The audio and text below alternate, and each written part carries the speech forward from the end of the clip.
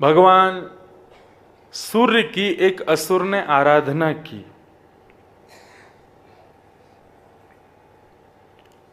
आराधना करने पर भगवान सूर्य ने उस असुर को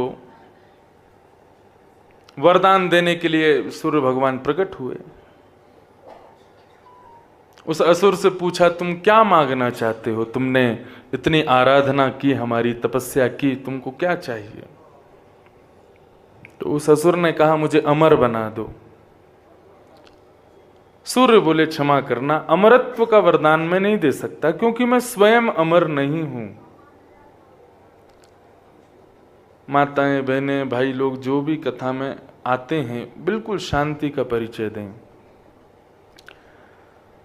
तो सूर्य से कहा कि मुझे आप अमर बना दीजिए। सूर्य बोले, मैं स्वयं अमर नहीं हूं। प्रलयकालीन समय जब आता है तब सूर्य का भी प्रलय होता है, ब्रह्मा का भी प्रलय होता है, तो मैं अमर कैसे बनाऊं? उसका नाम महोद्भव, उस राक्षस का नाम। तो कहा कि मुझे अमर बना दो। तो सूर्य ने कहा, अमर नहीं बना सकता, तुम कुछ और मांग लो, जो मांगोगे सो दूंगा, लेकिन अमर नहीं बना सकता। तब उस राक्षस ने वरदान मांगा कि हे भगवान, मुझे ऐसा वरदान दे दो, मुझे बहुत सारे कवच दे दो कि मुझे कोई मार ना सके। तो सूर्य ने उसको सहस्त्र कवच दिए। बड़ी प्रसिद्ध कथा है ये। और सहस्त्र कवच प्राप्त करने के बाद उस राक्षस का नाम ही सहस्त्र कवच हो गया। उसके पास 1000 कवच थे। इसके कवच की विशेषता यह थी कि 1000 वर्ष जब तप करोगे तब तुम में इतना बल आएगा कि तुम सहस्त्र कवच के एक कवच को काट सको। समझ रहे हैं? 1000 वर्ष के तप से व्यक्ति में इतना बल आएगा कि वो सहस्त्र कवच के एक कवच को काट सके। तो सोचो, लाखों वर्ष तप करने के बाद सहस्त्र कवच मरेगा, उसको ऐसा वरदान मिला। अब तो सहस्त्र कवच को, जैसे ही सहस्त्र कवच प्राप्त हुए महोद्भव को, तो उसने देवताओं पर आक्रमण किया, स्वर्ग को अपना बनाने का प्रयास करने लगा। देवताओं पर जाकर के, ऋषि मुनियों को जाकर के उनके यज्ञों को विध्वंस करने लगा। तब देवताओं ने प्रार्थना की भगवान से, और भगवान से जब प्रार्थना की तो भगवान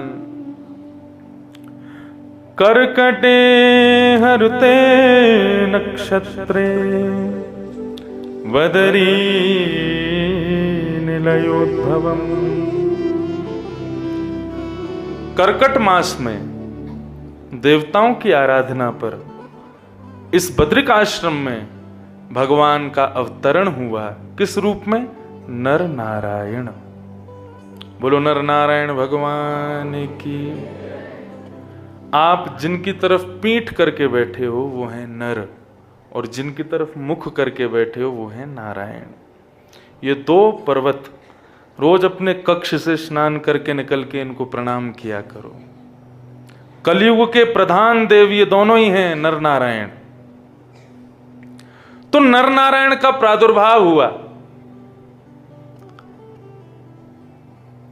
नर ने नारायण से पूछा, हे नारायण, हमारा अवतरण क्यों हुआ है? हमने अवतार क्यों लिया? बोले, महोद्भव सहस्त्र कवच को मारने के लिए हम लोग आए हैं।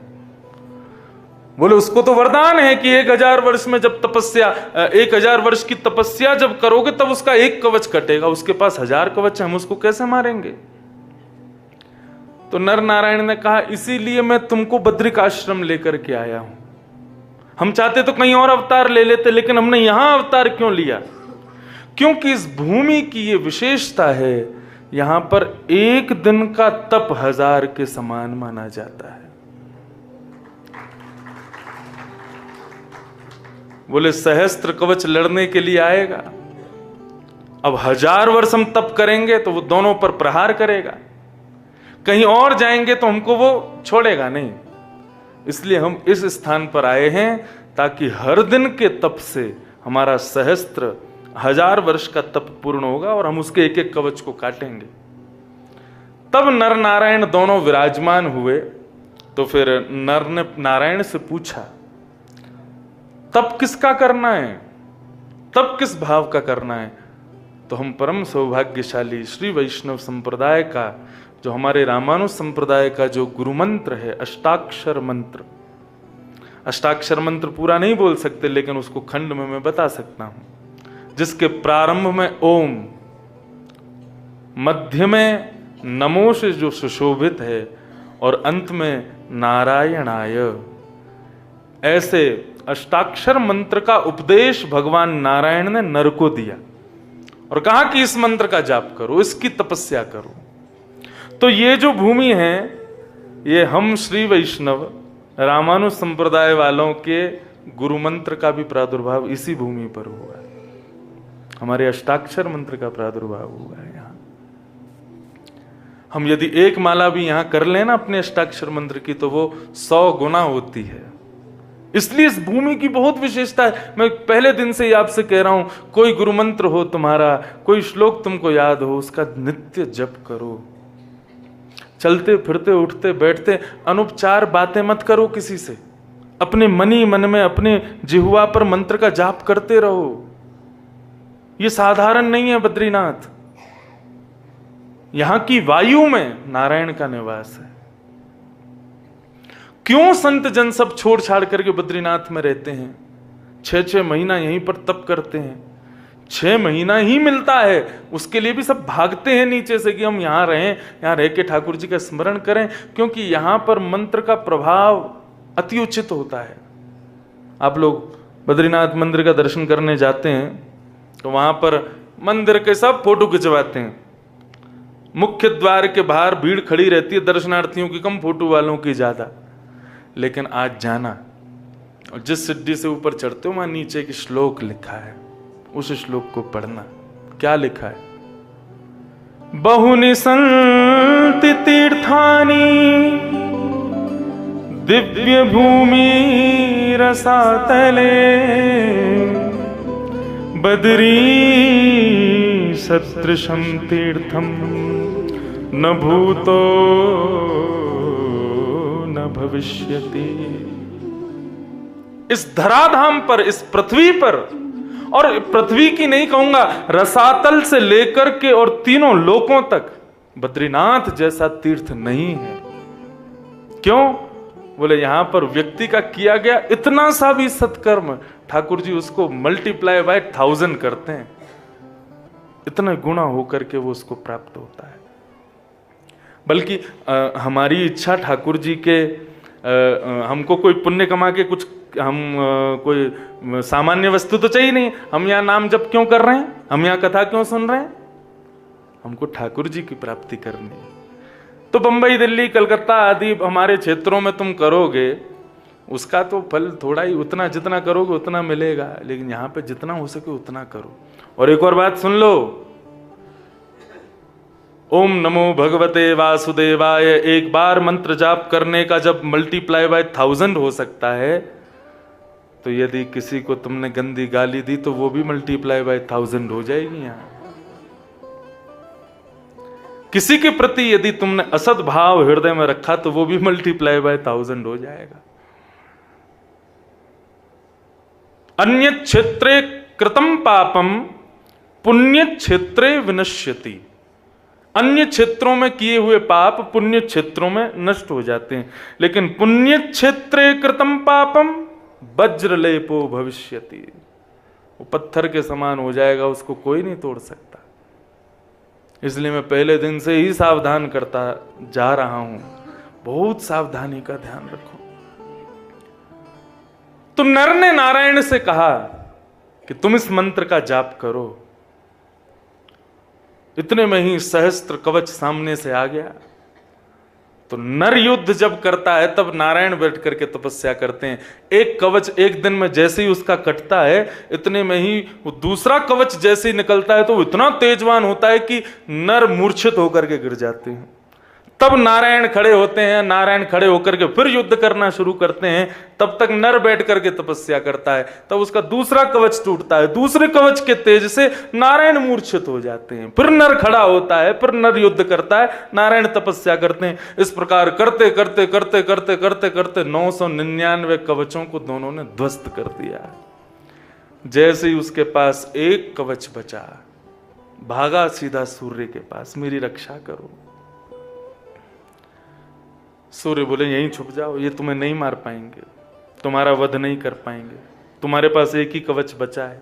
यदि तुम बद्रिक आश्रम में गए तो ये दोनों तुमको मार देंगे, क्योंकि वहां पर 1000 वर्षों का तप एक ही दिन में हो जाता है, इसलिए तुम अब यहां से मत जाना, यहीं रुक जाओ।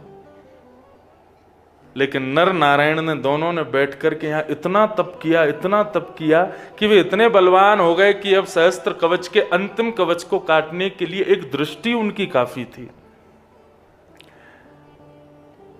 लेकिन अब यहां तो वो आने वाला नहीं था। तब उन्हीं सूर्य ने अपने उसी शिष्य को कुंती जी को पुत्र रूप में कर्ण के रूप में दिया।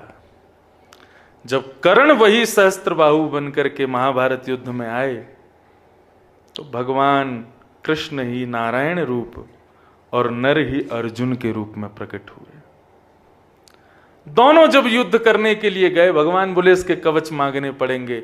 कर्ण का एक स्वभाव था, ब्राह्मण जो मांगे जब मांगे तब देता था। भगवान एक ब्राह्मण का रूप धारण करके गए। आज कर्ण युद्ध करने के लिए जा रहा था महाभारत युद्ध में, इतने में ही इंद्र ब्राह्मण का रूप धारण करके आ गया।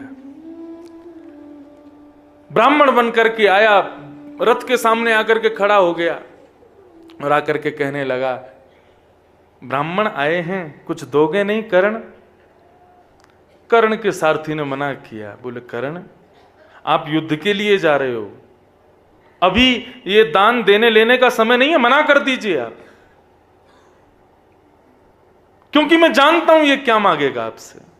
इसलिए भगवान अभी युद्ध का समय है, आप मना कर दो कि मैं कुछ नहीं दूंगा। लेकिन कर्ण का स्वभाव है, ब्राह्मण को देखते ही उनके चरणों में प्रणाम करता है और कहता है आप जो आज्ञा करें मैं दूंगा। ब्राह्मण ने कहा मुझे अपने कवच कुंडल दे दो। कर्ण के नेत्र सजल हो गए। कर्ण साधारण पात्र नहीं है। कर्ण का पूरा जीवन बहुत सुंदर है। महाभारत में प्रत्येक मानव अपने जीवन में 5 अग्नियों को तापता है। ये जीवन में संकट रूपी, जीवन में दुविधाएं रूपी, जीवन में विषमताएं रूपी जो आपके सामने परिस्थितियां आती हैं वो अग्नि के समान हैं। ऐसे जीवन में 5 अग्नियां आती हैं, जब तक उनको नहीं तापोगे तब तक छठवीं अग्नि चिता प्राप्त नहीं होती, और उससे पहले यदि प्राप्त हो गई तो बाकी की अग्नि तापने के लिए तुमको फिर आना पड़ेगा। इसलिए संकट जीवन में आवे तो स्वीकार करो, उसको अग्नि के रूप में, पंचाग्नि के रूप में स्वीकार करो। कर्ण ने भी अपने जीवन में 5 अग्नियों को तापा। उसमें से एक अग्नि ये थी, जब सामने इंद्र खड़ा है ब्राह्मण के रूप में और कह रहा है अपने कवच कुंडल दे दो, तब सारथी चरणों में गिर करके कहता है कर्ण मना कर दो कि अभी मैं युद्ध के लिए जा रहा हूं, मैं नहीं दे सकता। तब कर्ण के नेत्र सजल हो जाते हैं और अपने सारथी से कहता है जरा सामने नजर उठा के देख, हम किससे युद्ध कर रहे हैं? बोला पांडवों से। बोले नहीं, पांडवों में अर्जुन के रथ के सारथी को देख, कौन है वो?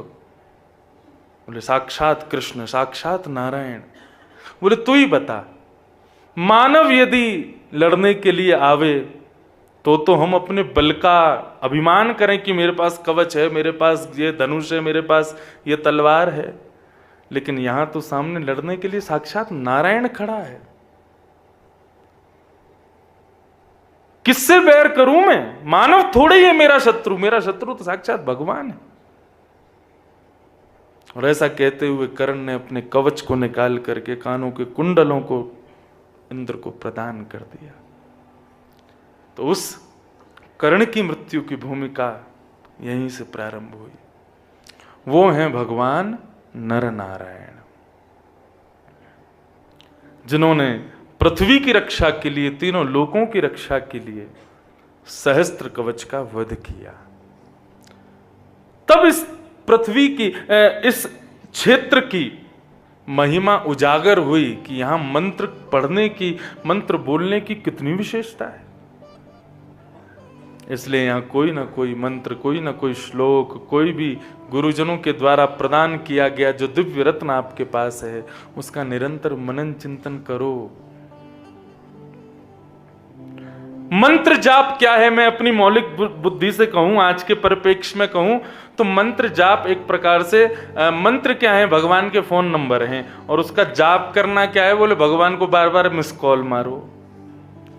आपने एक बार श्री कृष्ण शरणम ममा कहा तो एक मिस कॉल गई ठाकुर जी के पास। जितनी बार उसको करते रहोगे उतनी मिस कॉल ठाकुर जी के पास। अब बहुत मिस कॉल आ जाती हैं तो फिर अंत तो गत्वा फोन को रिसीव करना ही पड़ता है। क्या पता आपकी इतनी मिस कॉल, अच्छा देखो बंबई, दिल्ली, कलकत्ता आदि क्षेत्रों से यदि तुम कॉल करोगे तो एक ही मिस कॉल जाएगी, यहां से तो एक साथ 1000 मिस कॉल जाएगी एक बार में। ठाकुर जी परेशान नहीं हो जाएंगे, फोन हैंग हो जाएगा उनका, यार बड़ी मिस कॉल मार रहा, कौन है ये, हाँ भाई कौन, इतना ही सुन लें, इसी में ही हमारा कल्याण हो जाना है। ठाकुर जी का रिटर्न कॉल आ जाए। और ठाकुर जी का रिटर्न कॉल क्या है, उनके प्रति जो हमारी प्रीति है, उनके प्रति जो हमारा प्रेम है, उनके प्रति जो हमारे भाव हैं, वो जब नेत्रों से अश्रुबिंद बनकर के छलकते हैं ना ठाकुर जी का स्मरण करते हुए, समझना ठाकुर जी ने मिस कॉल मारी है हृदय पर।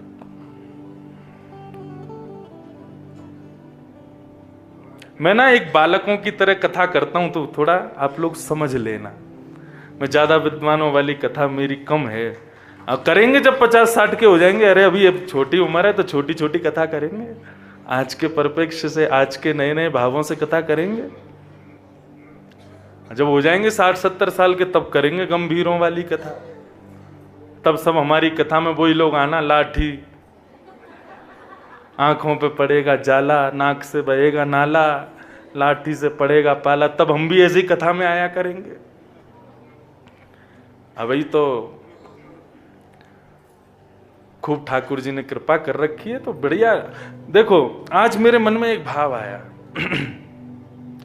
बद्रीनाथ मुझे हर वर्ष आना है, चाहे कथा करने आऊं, चाहे 3-4 दिन के क्रम के लिए आऊं, कैसे भी आऊं। लेकिन आज मेरे मन में एक भाव आया कि अगले वर्ष से बद्रीनाथ जी के श्री चरणों में एक यूथ फेस्ट जैसा एक कार्यक्रम किया करेंगे, जिसमें सारे युवान आया करेंगे, क्योंकि भैया जरूरत उनको ज्यादा है। आज लोगों से पूछो, लोगों से क्या, यहां दर्शन करने वालों से पूछो नर नारायण कौन है, वही नहीं बता पाएंगे। बद्रीनाथ जी कौन है, वही नहीं पता। एक आया मेरे पास आकर के प्रणाम कर, महाराज जी बद्रीनाथ भगवान का दर्शन करके आया, भगवान शिव का ऐसा रूप मैंने कभी नहीं देखा। मैंने जय हो तेरे, प्रणाम करूं तो है, मेरे शिव जी हैं वो, ये सब शिव शिव शिव स्थान है। तो ये कितनी बड़ी विडंबना वाली बात है। इसलिए मैंने मन बनाया कि हर बार भक्ति पथ हमारा एक यूथ फेस्ट किया करेगा साल में एक बार, जिसमें सारे युवा आवें, सब धोती पहने, तिलक लगावें, सबको ठाकुर जी के सुंदर भाव, सुंदर, और उनको आज के ही अनुसार उनके प्रश्नों के उत्तर, उनके जो भाव हैं वो आज के अनुसार उनको समझाए जाएं, ताकि ये तीर्थ क्षेत्र अभी तो सारे बुजुर्गों से ही भरे पड़े हैं, समय ऐसा आवे कि युवाओं से भरे रहें, युवा ही आवें ठाकुर जी के पास।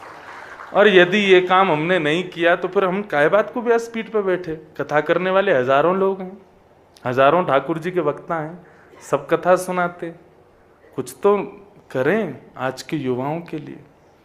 अभी तक सोचता था 5 वर्ष तक तो केवल सीधी सीधी कथा करेंगे, लेकिन अब कुछ बदलाव करना चाहिए, अब कुछ युवाओं के लिए करना चाहिए। आज का युवान बहुत भटक गया है। ऐसा नहीं है कि वो चाहते नहीं है जानना,